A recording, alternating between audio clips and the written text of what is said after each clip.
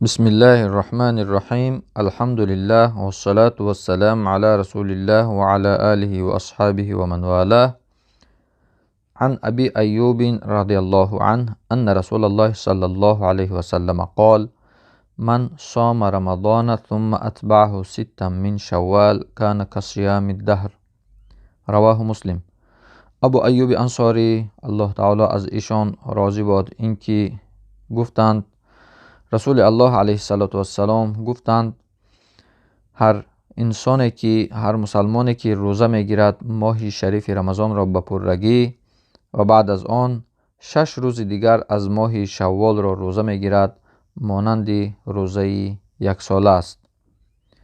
رسول الله صلی الله علیه و سلم روزه میگرفتند از هر ماه چند روز روزه های نافله غیر از روزه ماه شریف رمضان و اصحابشان صحابگان کرام را هم به روزه داشتن روزه های نافله تشویق میکردند، شوقمند میکردند، مثل روزهای دوشنبه و پنجشنبه و روزهای بین هر یک ماه هجری قمری مانند ایام بید گفته می شود. و در این 6 روزه که از ماه شوال روزه گرفته می شود چقدر فضیلت و ثواب دارد. وقتی که مسلمان روزه می گیرد ماه شریف رمضان را، الله ذوالجلال به هر یک نیکی در برابر هر یک نیکی که بنده مسلمان انجام می دهد کمترین ثوابی که الله به اون نصیب می گرداند 10 ثواب است. استعیذ بالله: من جاء بالحسنة فله 10 امثالها. هر انسانی که یک کار خوبی را انجام می دهد پس برای وی 10 برابر اجر و ثواب دارد.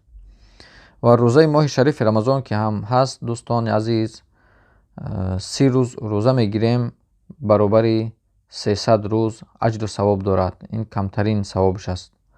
و 6 روز هم که از ماه شوال هر مسلمانی که روزه بگیرد موافق این حدیث رسول اکرم علیه السلام این 6 روز برابر 60 روز ثواب دارد و اون 30 روز ماه شریف رمضان که برابر 300 روز اجر ثواب دارد در جمع 360 روز یعنی معادل 1 سال روزدار به حساب می رود.